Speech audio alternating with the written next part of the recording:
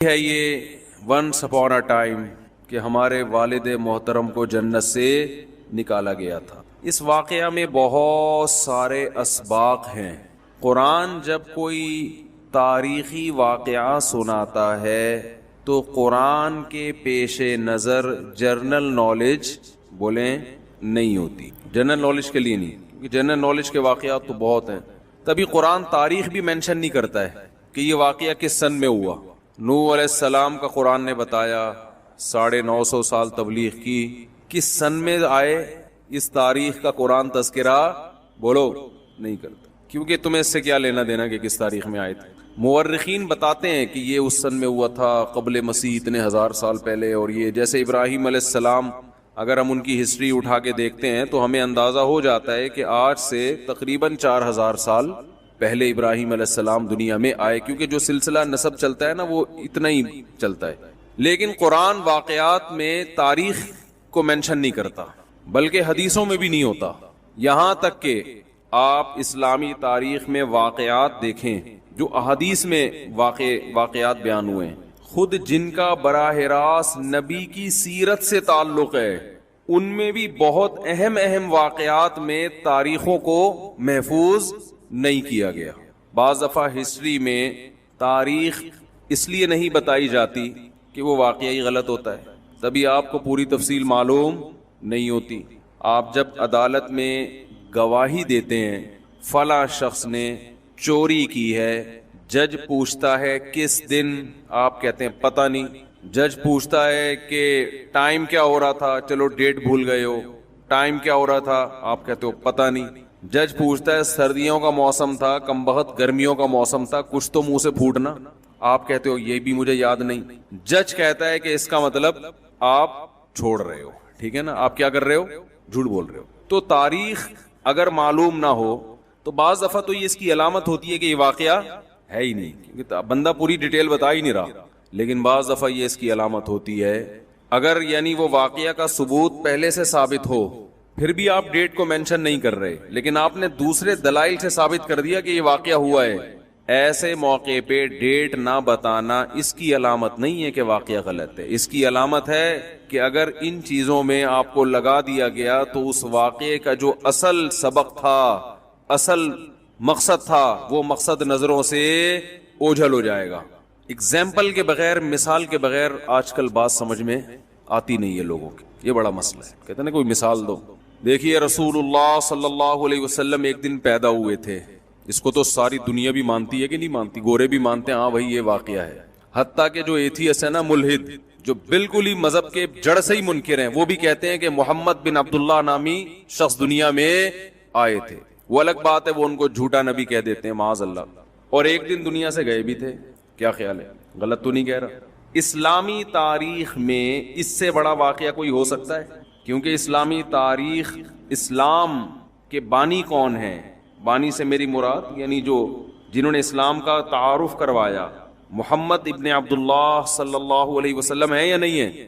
تو اسلام میں جیسے پاکستان کے لیے سب سے زیادہ اہم شخصیت کون ہے؟ قائد اعظم۔ اب آپ پاکستان کی ہسٹری پڑھا رہے ہو، اس میں قائد اعظم کا نام ہی نہیں آ رہا کہیں، لوگ کہیں گے واہ بھائی واہ، یہ ایسا ہی ہے جیسے شادی میں دولہا ہی نہیں ہے صحیح ہے نا، سارے آ گئے، دولہا دلہن مارکیٹ سے کیا ہیں، شارٹ ہیں، تو یہ ایسے ہی ہو جائے گا۔ تو اسلام کا انٹروڈکشن کروانے والے کون ہیں؟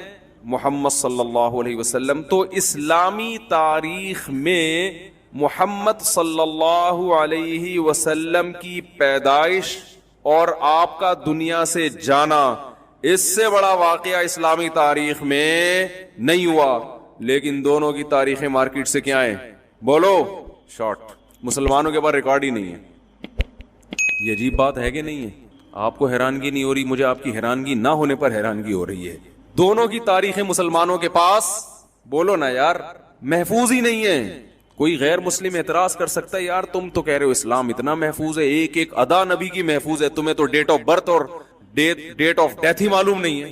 دنیا میں کسی کی زندگی میں سب سے بڑا واقعہ کیا ہے، وہ آیا کب تھا، اور اگر پہلے سے بتا دیا جائے کہ جائے گا کب، تو میرا خیال ہے وہ ڈیٹ ہم کبھی بھی بھولیں گے نہیں۔ وہ تو مرنے کے بعد پتہ چلتا ہے نا فلاں دن گیا، لیکن انسان کے لیے اس کی زندگی میں سب سے اہم ترین دن اس کی پیدائش اور اس کا دنیا سے جانا. تبھی 99% لوگ اپنی ڈیٹ آف برتھ یاد رکھتے ہیں.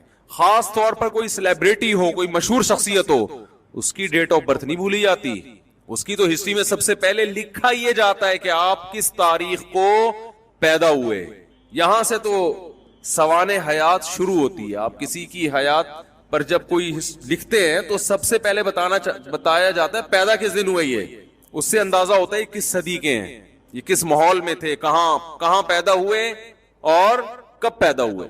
تو اسلامی تاریخ میں سب سے اہم واقعہ کیا ہوا ہے؟ محمد صلی اللہ علیہ وسلم پیدا کس ڈیٹ کو ہوئے. اور چلو اس وقت ہم یہ کہہ سکتے ہیں کہ لوگ آپ کو جانتے نہیں تھے, ڈیٹ یاد نہیں رکھی. اس وقت تھوڑی آپ نے پیدا ہوتے ہی نبوت کا دعویٰ کیا تھا.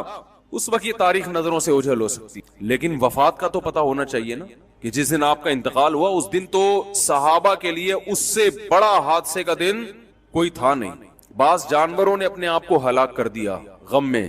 حضرت عمر رضی اللہ تعالی عنہ تلوار لے کر نکل گئے کہ جو یہ کہے گا کہ محمد صلی اللہ علیہ وسلم کی موت واقع ہو گئی ہے میں اس کی گردن اڑا دوں گا. یہ لفظ میں اپنے کانوں سے سننا گوارا نہیں کر سکتا, برداشت نہیں کر سکتا. زندہ ہیں آپ کا انتقال نہیں ہوا. حضرت ابو بکر رضی اللہ تعالی عنہ نے خطبہ دیا, لوگوں کو جمع کیا جو حواس باختہ ہو گئے تھے, اوسان خطا ہو گئے تھے. ان سے کہا کیا ہو گیا تمہیں, کیسی باتیں کر رہے ہو. خطبہ دینا شروع کیا اور فرمایا یا ایھا الناس, اے لوگو, من کان منکم یعبد محمدا فإنہ قد مات, تم میں جو محمد صلی اللہ علیہ وسلم کی عبادت کرتا تھا, جس نے اسلام کو اس لیے فالو کیا ہے کہ محمد صلی اللہ علیہ وسلم کو راضی کرے گا, اللہ کی رضا اس کے پیچھے نظر نہیں تھی, ایک شخصیت کے لیے اس نے یہ کام کیا ہے, اعلان سن لے کہ آپ کا انتقال ہو چکا ہے, اس کا مذہب ختم. لیکن من کان منکم یعبد اللہ, جو اللہ کی عبادت کرتا تھا, جس نے محمد پر ایمان اس لیے لایا کہ کون خوش ہو جائے, اللہ خالق, فإنہ حی لا یموت, وہ آج بھی زندہ ہے اور اس پر موت نہیں آئے گی. کیا اسلام کے عقیدے میں صفائی کتنی ہے. اور یہ اعلان محمد صلی اللہ علیہ وسلم کے سب سے قریبی دوست کر رہے ہیں جن کو عقیدت سب سے زیادہ تھی. جب ان کا کانسیپٹ اتنا کلیئر تھا تو باقیوں کا کیا حال ہوگا. یعنی وہ بتا رہے ہیں کہ ہم جو اسلام کو فالو کر رہے ہیں محمد صلی اللہ علیہ وسلم کی رضا کے لیے نہیں, وہ تو ایک انسان ہے, یہ کس کی رضا کے لیے, خدا نے بنایا ہے. انہوں نے اپنی طرف دعوت نہیں دی ہے, انہوں نے کس کی طرف دعوت دی ہے, خدا کی طرف. تو محمد صلی اللہ علیہ وسلم کے زندہ رہنے سے یا دنیا سے چلے جانے سے اسلام, آپ کے اسلام پہ کوئی فرق نہیں پڑنا چاہیے. وہ تو ایک شخص ہیں. اور پھر قرآن کی آیت پڑھی وما محمد الا رسول قد خلت من قبلہ الرسل, کہ محمد صلی اللہ علیہ وسلم ایک رسول ہیں, آپ سے پہلے بھی بہت سے پیغمبر گزر چکے. افئن مات او قتل انقلبتم علی اعقابکم, بھلا بتاؤ اگر ان کی موت واقع ہو جائے یا وہ میدان جنگ میں قتل کر دیے جائیں تو کیا تم دین سے واپس ہٹ جاؤ گے. حضرت عمر کہتے ہیں جب میں نے یہ آیت سنی تو مجھے ایسا لگا جیسے یہ آج نازل ہوئی ہے, حالانکہ پہلے بھی پڑھتے تھے مگر اس کا مطلب سمجھ میں آج آیا ہے. بہت مشکل ہے بات سمجھا. اس زمانے میں دنیا میں سب سے مشکل کام بتاؤں کیا ہے, دوسری شادی کر. خیر, تو بات سمجھانا بھی بہت, یہ بات بھی تو سمجھانا بہت مشکل ہے نا کہ دوسری شادی کرو. تو اس کا مطلب اصل شادی کرنا مشکل نہیں, اصل کیا ہے, سمجھانا مشکل ہے کہ اس کی اہمیت. یہ چلتا رہے گا جب تک ہم زندہ ہیں نا, یہ پروگرام چلتا رہے گا. خیر, تو حضرت عمر رضی اللہ تعالیٰ عنہ فرماتے ہیں مجھے ایسا لگا جیسے یہ آیت میں نے پہلی دفعہ سنی, حالانکہ پڑھتے رہتے تھے مگر یہ تو اسی موقع پہ تو نازل, اسی موقع کے لیے نازل ہوئی. اصل میں یہ آیت نازل ہوئی تھی غزوہ احد کے بعد.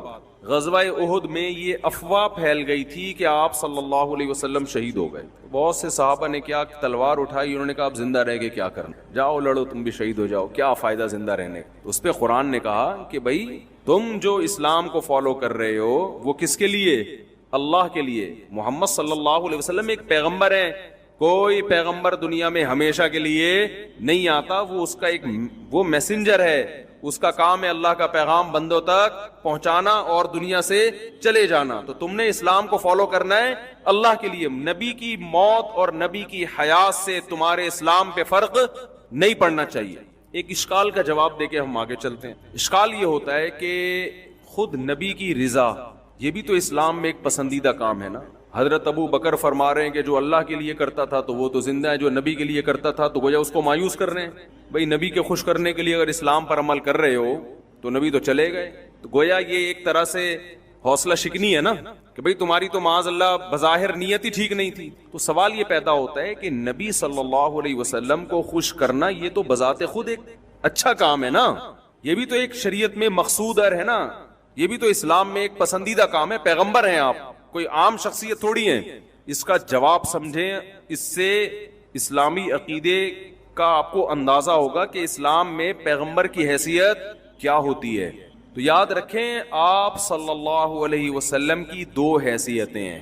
ایک حیثیت آپ کی یہ ہے کہ آپ محمد ابن عبداللہ ہیں, عبداللہ کے بیٹے ہیں, محمد ہیں, عربی ہیں, قریشی ہیں, ہاشمی ہیں. اس حیثیت سے آپ کو خوش کرنا یہ اللہ کی رضا کو خوش کرنے کے مترادف نہیں ہے. ایک حیثیت آپ صلی اللہ علیہ وسلم کی ہے کہ آپ اللہ کے نمائندے ہیں, اللہ کے سفیر ہیں. سفیر کو ناراض کرنا کس کو ناراض کرنے کے مترادف ہے؟ کہ جس نے اس کو سفیر بنا کر بھیجا ہے. اس حیثیت سے آپ کو راضی کرنا یہ اللہ ہی کی رضا ہے. اور قرآن میں دونوں قسم کی رضاؤں کا ذکر ہے. قرآن کہتا ہے یعتذرون الیکم اذا رجعتم الیہم لترضوا عنہم, کہ اے محمد صلی اللہ علیہ وسلم جب آپ غزوہ تبوک سے واپس پہنچیں گے مدینہ تو بہت سے منافقین آئیں گے, گول مول باتیں کریں گے. وہ یہ بتائیں گے ہم جنگ میں اس لیے نہیں گئے, اس لیے نہیں گئے تاکہ آپ ان سے خوش ہو جائیں. لیکن اگر آپ ان سے خوش ہو بھی گئے تو اللہ ان سے خوش بولو نہیں ہوگا. اس کا مطلب پیغمبر کو خوش کرنا بسا اوقات اس سے اللہ خوش نہیں ہو رہا ہوتا, کیونکہ یہاں پیغمبر کو جو خوش کیا جا رہا ہے, منافقین جو خوش کر رہے ہیں وہ اس حیثیت سے نہیں کر رہے کہ آپ اللہ کے سفیر ہیں, کیونکہ اس میں پہلے اللہ کو دیکھا جاتا کہ اللہ بھی خوش ہو رہا ہے کہ نہیں ہو رہا, بلکہ یہاں اس حیثیت سے خوش کر رہے ہیں کہ آپ جنگ کے کمانڈر ہیں, آپ ایک امیر ہیں, آپ ایک سردار ہیں. تو ہر شخص کی خواہش ہوتی ہے جو میرا ذمہ دار سردار ہے میں اس کو کیا رکھوں, خوش رکھوں, کیونکہ اس سے مجھے مفاد ملیں گے. تو اس لیے مسلمان کو جو حکم ہے کہ آپ صلی اللہ علیہ وسلم سے محبت کرے, اصل جو حکم ہے وہ اس حیثیت سے محبت کرے کہ آپ اللہ کے سفیر ہیں. لہذا یہاں اللہ کی رضا پہلے ہوگی, اس کے بعد کس کی رضا ہوگی؟ آپ صلی اللہ علیہ وسلم کی رضا. یعنی آپ صلی اللہ علیہ وسلم سے محبت بھی در حقیقت کس کی وجہ سے ہو رہی ہے؟ اللہ کی وجہ سے ہو رہی ہے.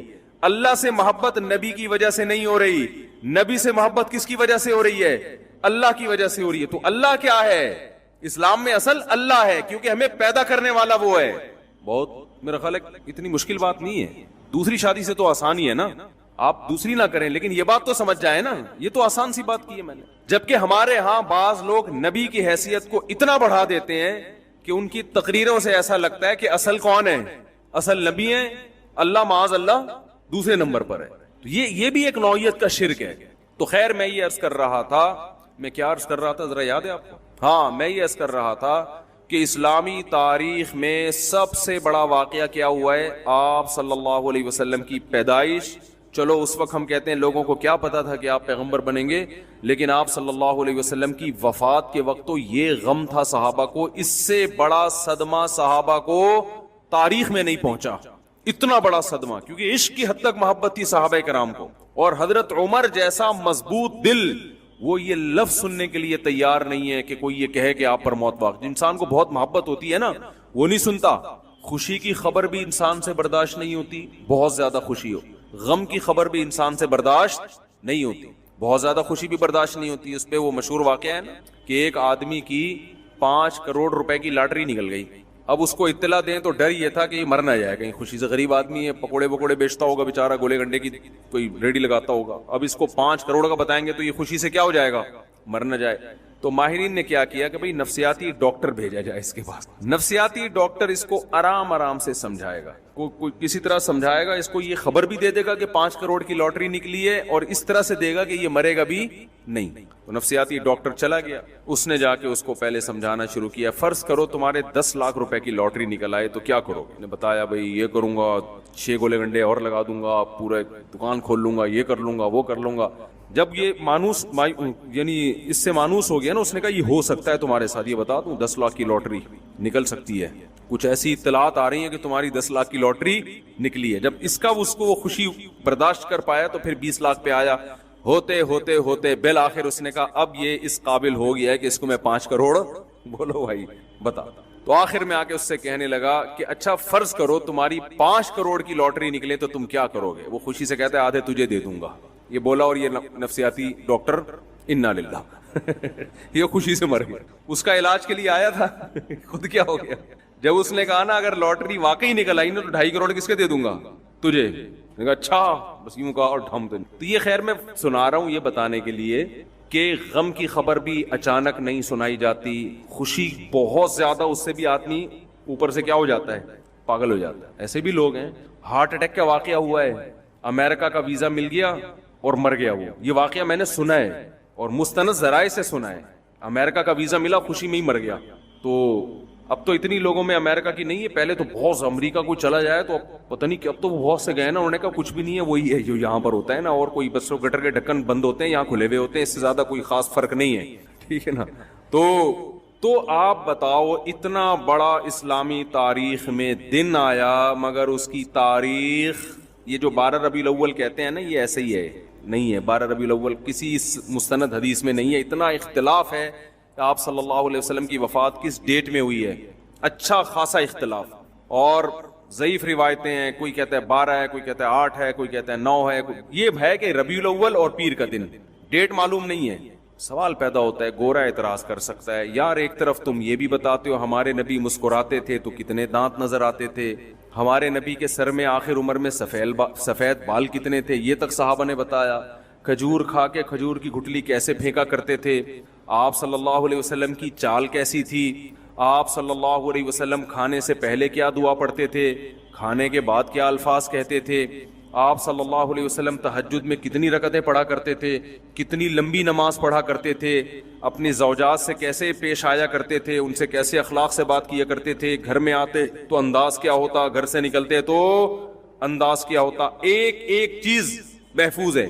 یہ تمہیں پتہ نہیں کہ انتقال کس دن ہوا, نہیں آ رہی بات میرا, یہ تمہیں پتہ ہی نہیں ہے کہ انتقال کس دن ہوا, اور واقعی نہیں پتہ ہے. یہ جو 12 ربیع الاول ہے نا, یہ کیوں آ گئی مارکیٹ میں یہ بھی بتا دوں میں. یہ کیوں نہیں, اس لیے کہ اسلام ہسٹری کے اس پہلو کو بیان کرتا ہے جس کا آپ کی پریکٹیکل لائف سے تعلق ہے. جس چیز کا آپ کی پریکٹیکل لائف سے تعلق نہیں ہے, اسلام آپ کو اس میں الجھانا نہیں چاہتا. کیونکہ نبی جس تاریخ کو پیدا ہوئے, جس تاریخ کو انتقال ہوا, تو کرنا کیا ہے آپ نے اگر خوشی منانی ہے اس کے لیے رمضان دے دیا, رمضان کے بعد عید آئے گی. دوسری خوشی دے دی بقرعید کے دن, وہ ہیں 2 اس میں کو سیلیبریٹ کرو, خوشی مناؤ اس میں. اور اس کی بھی ایک لاجک ہے, کوئی کام اسلام میں لاجیکل نہیں ہوتا. وجہ کیا ہے کہ اگر ہمیں یہ بتا دیا جاتا کہ نبی اس دن پیدا ہوئے لہذا خوشی مناؤ, تو خوشی نیچرل منتی نہیں ہے, یعنی تکلف کر کے منانا پڑتا, خوشی ہوتی نہیں. کیونکہ جس دن پیدا ہونا تھا وہ تو ہو گیا نا بھائی. یا تو ہمیں پتا چلے کہ اس دن دوبارہ کوئی بڑی شخصیت پیدا ہوگی, ہم خوشی مناتے واہ بھائی آج وہی تاریخ دوبارہ آ گئی, نبی تو دنیا سے چلے گئے تھے مگر نبی کے کوئی جانشین پیدا ہو رہے ہیں. بھائی آپ جیسے ڈیٹ آف برتھ ہے, آپ 1 جنوری کو پیدا ہوئے تھے, دوبارہ 1 جنوری آ گئی, خدا کی قسم کسی کو خوشی نہیں ہوتی, لیکن وہ خام خامے کیک کاٹ کے کیا کر رہا ہے, خوشی منا رہا ہے. کس بات کی خوشی؟ خوشی آپ کو اس بات کی تو ہوگی کہ 1 جنوری دوبارہ آئے, آپ کہو میرا 1 سال گزر گیا, تو گزر گیا نا, گزر گئی گزران, کیا جھونپڑی کیا میدان, ڈیفنس کے بنگلے میں گزر گیا تو بھی کوئی فائدہ نہیں, اب تو گزر گیا. اگر کانٹوں پہ گزر گیا تو بھی کیا ہے, گزری ہوئی چیز پہ نہ انسان خوش ہوتا ہے اور نہ انسان غمزدہ ہوتا ہے, ہمیشہ مستقبل کا سوچ کے خوش ہوتا ہے اور فیوچر ہی کا سوچ کے غمزدہ ہوتا ہے.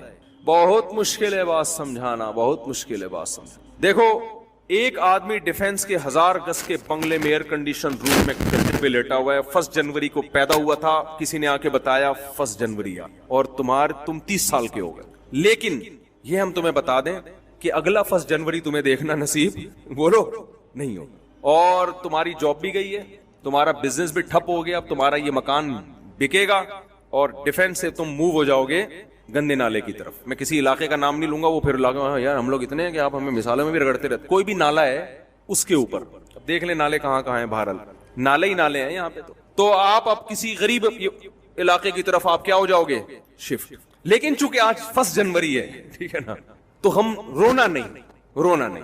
30 سال تو اچھے گزر گئے نا آپ کے, ڈیفینس میں, ایئر کنڈیشن روم میں, آپ کا کروڑوں کا بزنس تھا, وہ الگ بات ہے. اب آپ روڈ پہ آ جاؤ گے, بھیک مانگو گے, آپ کشکول لے کے لوگوں کے ساتھ. اگلا 1 جنوری جو ہے نا, کشکول آپ کے ہاتھ میں ہوگا, ٹھیک ہے نا, صحیح ہے. اب وہ رونے لگا تو آپ کہ نہیں happy birthday to you, آپ 30 سال کے ہو گئے, آپ کیک کاٹیے اور منہ میٹھا کیجیے. وہ کہے گا لعنت بھیجتا ہوں اس کیک کے اوپر, ٹھیک ہے نا, ہائے یہ کیا ہو گیا میرے ساتھ, ہائے. یہ روئے گا کہ نہیں روئے گا؟ ماضی کی خوشیاں سوچ کے انسان خوش نہیں ہوتا, فیوچر کی خوشیوں پہ انسان کیا ہوتا ہے, خوش. اسی مثال کو الٹا کر لیں آپ. ایک آدمی فٹ پاتھ پہ پڑا ہوا ہے, نالے کے قریب, نہ سونے کا بیچارے کے پاس انتظام, نہ کھانے کا, بھیک مانگتا رہتا ہے. 1 جنوری کو پیدا ہوا تھا, ٹھیک ہے نا, کسی نے آ کے بتایا کہ بھائی تم اس نالے پہ پڑے ہوئے ہو, آج 1 تاریخ ہے, وہ غمزدہ ہے. آپ کہتے ہیں لیکن اب تمہاری قسمت کھل گئی, یہ تمہاری لاٹری نکلی ہے, یہ 5 کروڑ روپے لو, اور اب سوچو کہ تم نے رہنا کہاں ہے. اور تمہاری زندگی میں جو اگلا 1 جنوری آئے گا وہ نالے پہ نہیں سو گے, وہ 1000 گز کے بنگلے میں سو, کیک بھی کھائے گا, کھلائے گا بھی. یہ خوشی منائی نہیں جا رہی, یہ ہو رہی ہے, یہ کیک اندر سے نکل رہا ہے, ٹھیک ہے نا. یہ تکلف والی خوشی بولو نا یار, یہ تکلف نہیں ہے, یہ واقعی ہو رہی ہے. تبھی تو اسلام میں ولیمہ ہے, رخصتی کے بعد دعوت ہے, رخصتی سے پہلے کوئی بھروسہ نہیں ہے. ابھی تو ایجاب و قبول ہوا ہے نا, ہوم ڈیلیوری کے بعد ہے ولیمہ, اور اس میں واقعی پتہ چلتا ہے یہ خوش بھی ہے کہ نہیں ہے. بہت سے میں نے ولیمے میں دیکھے منہ لٹکے ہوئے ہوتے ہیں. تبھی اسلام نے نکاح والے دن ولیمہ نہیں رکھا ہے کہ ابھی تمہیں کیا پتا وہ تمہیں ملا کیا ہے. تم رخصتی کرو گے, ایک رات اس کے ساتھ گزارو گے, تمہیں پتا چلے گا تمہیں بیوی پسند بھی آئی ہے کہ نہیں آئی ہے, اس سے گپ شپ لگاؤ گے. اگلے دن تم, اب ہو سکتا ہے وہ میک اپ میں تم نے دیکھا اس کو, تو 24 گھنٹے تمہارے پاس اوریجنل کنڈیشن میں دیکھنے کے لیے. وہ ڈسٹمپر رشتہ دیکھنے جاتے ہیں تو آپ کو پتا ہے پورے ڈبے خالی ہوتے ہیں ڈسٹمپر کے.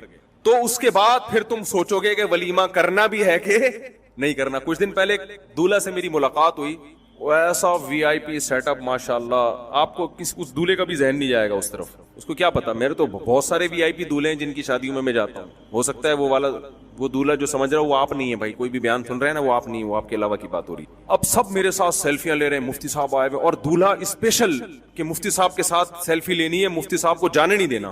لیکن جب دولہا آیا ہے نا, اتنی ٹینشن میں, مجھے مسافہ بھی نہیں کیا, وہ بھول گیا مفتی, حالانکہ میں اس کے انتظار میں بیٹھا ہوا ہوں. آیا اور پھر ایسے جا کے بیٹھ گیا, اور میں خود ہی جا رہا ہوں اس کے ساتھ کہ بھائی تو میرے ساتھ سیلفی لے لے, تیری وجہ سے بیٹھا ہوا ہوں. اچھا چلو لے لو بھائی سیلفی. منہ لٹکا ہوا اس کا. میں نے پوچھا, میں نے کہا یار یہ اس کو ہو کیا گیا, یہ تو ایک قسم کی بے اکرامی سی ہو رہی ہے میری یہاں پہ, اتنی تو اپنی شادی میں بھی میری بے عزتی نہیں ہوئی, ٹھیک ہے نا, تو یہ کیا ہو رہا ہے. انہوں نے کہا بھائی مفتی صاحب اس کا دماغ آؤٹ ہو گیا, جو مال دکھایا گیا تھا, یہ تو میرے اپنے الفاظ ہیں, جو پیس دکھایا گیا تھا ویسا ملا. اتنا کروڑ پتی آدمی ہے تو اس کی تو بڑی امنگیں تھی, یہ دھوم, وہ پتہ چلا بھائی وہ تو یہ نکاح والے دن بہت خوش تھا, رخصتی کے بعد یہ خوش نہیں ہے, یہ بڑا پچھتا رہا ہے. ہم نے کہا اب تو ہو گیا, اب کو برداشت کرو, ٹھیک ہے نا. تو وہ بھی ولیمہ ہو رہا ہے لیکن وہ پبلک کے دباؤ پہ ہو رہا ہے. خیر یہ تو ایک بات آ گئی درمیان میں, ویسے ہی کہ نکاح سے پہلے جو ہے نا ڈسٹمپر سے متاثر نہ ہوا کریں. آج کل بڑے بڑے میک اپ کے وہ عجیب عجیب سی چیزیں آ رہی ہیں, بلیک لڑکیاں جو اندھیرے میں نظر نہ آئیں ان کو وائٹ کر دیا جاتا ہے, جو روشنی میں نظر نہیں آ رہی ہوتی اتنی وائٹ کر دی. تو آپ بلیک لڑکی سے بھی شادی کریں, اصل تو سب سے پہلے تو اخلاق دیکھنا چاہیے نا. لیکن بات یہ کہ آپ کو پتا تو ہونا, یہ دھوکے بازی بہت چل رہی ہے, عمریں بہت چھپائی جاتی ہیں. 45 سال کو شناختی کارڈ میں لکھوا دیتے ہیں 20 سال. اب تو نادرا والوں کو پیسے کھلا کے لڑکیاں عمریں کم کروا دیتی ہیں. تو ابھی اس پہ میں جاؤں گا تو بڑی عجیب عجیب واقعات ہیں, پھر خام خواہ میں وہ خواتین بھی پریشان ہوتی ہیں, ہمارے راز فاش کر رہے ہیں. ویسی بیچاریوں کی شادیاں نہیں ہو رہی, اوپر سے یہ بھی مرد بھی کر رہے ہیں, مرد بھی جھوٹ بول رہے ہیں. سیلری کیا دکھاتے ہیں, نکلتا کچھ بھی نہیں ہے, مرد تنخواہ میں جھوٹ بول رہا ہوتا ہے. خیر, تو اسلام چونکہ تکلفات کو نہیں مانتا, تو میں یہ عرض کر رہا تھا کہ انسان کو ماضی کا سوچ کے خوشی نہیں ہوتی. خوشی کیا سوچ کے ہوتی ہے, بولو, فیوچر کا سوچ کے. ہاں, جس ماضی کا فیوچر پہ اثر پڑ رہا ہو نا, اس ماضی کا سوچ کے خوشی ہوتی ہے. اس کی بھی ایک مثال دے دیتا ہوں. دیکھو آپ نے ماضی میں الٹے الٹے کام کیے, آپ نے امتحان کی تیاری نہیں کی, ایگزامینیشن ہال میں جا کے بیٹھ گئے, پرچہ ورچہ آپ نے حل ہی نہیں کیا, ایگزامینیشن ہال سے آپ نکل گئے, تو یہ پاسٹ ہے نا. کیا خیال ہے؟ اچھا نہیں گزرا آپ کا یہ پاسٹ, لیکن آپ ٹینشن میں آؤ گے. کیوں؟ اس پاسٹ کا اثر کہاں پڑے گا؟ بولو نا, فیوچر. رزلٹ جب آئے گا تو نمبر کیا ہوں گے آپ کے؟ گول. پھر آگے جاب نہیں ملے گی, دھکے, ماں باپ سے تانے, بھائیوں سے تانے, لہذا اس کو ٹینشن